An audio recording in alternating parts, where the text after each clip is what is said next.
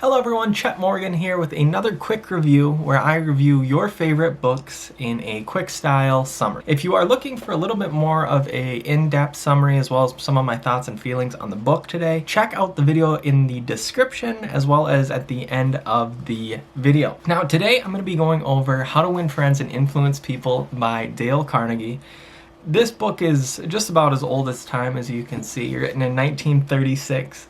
This is the 81st copy printed. So over 30 million have sold since, and there's a reason for it. This is a really good communicating kind of handbook. Carnegie breaks down the book into 6 separate parts. The first part is labeled Fundamental Techniques in Handling People. And Carnegie, he breaks things down kind of as a bigger picture, right? Because he's just talking about some of the fundamental pieces. And one of the main fundamental pieces that Carnegie goes through is that everyone has this desire to have a feeling of importance. No matter if that's at work, at home, in your relationships with other people, you like to feel important. And that is one idea that we see throughout the entirety of the book. Another piece from this part is that there's this idea of perspective brought about. That yes, you want that feeling of importance, but so does everyone else. So a really good way to win friends and influence people is to put their desire to feel important first, and everything you kind of do and react to is with that in mind.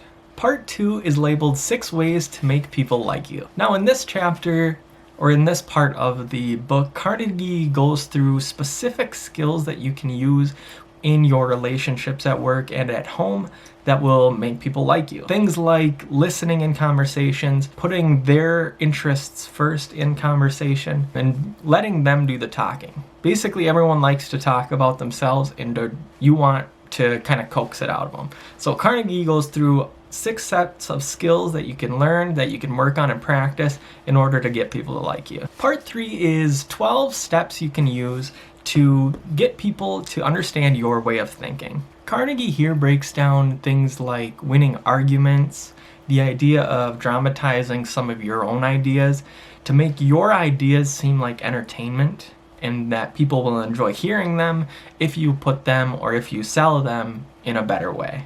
So if you do that, people will want to hear you, they'll want to hang out with you, they'll want to be associated with you if you practice the skills in this part. Part 4 is 9 ways to change people without arousing a feeling of resentment. Now this part of the book, Carnegie really breaks down ways to help criticize without people feeling belittled or neglected in any way. And he really focuses on this idea of holding together a person's self-image. You want other individuals to have a good reputation, to feel good about themselves, have good self-esteem, because if they do, and you're associated because of that, they're gonna like you more. Just think about yourself. If someone was helping build you up, how would you feel about that person? Generally, it's pretty good, and that's what Carnegie really focuses on in this part.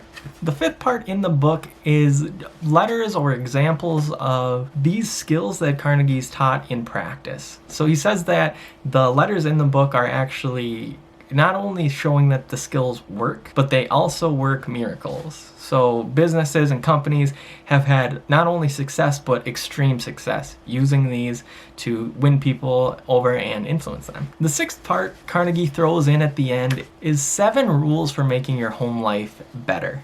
And it was kind of an interesting turn because most of the book focuses on business relationships, but this is specifically home life. So it's 7 rules or skills that couples can use to help their marriage or help their home life with communicating. So Carnegie's How to Win Friends and Influence People, the book and overall is really great. And I would suggest to read the book. Any age group can really do it. It's not a hard read. It's very fundamental practices in communicating and in human relations. It could be viewed as a bit of a book about pandering and flattery, because if you use the skills without any sincerity behind the things you're doing, you are really just pandering to an audience, trying to manipulate people into liking you or liking your ideas if there's no sincerity behind it.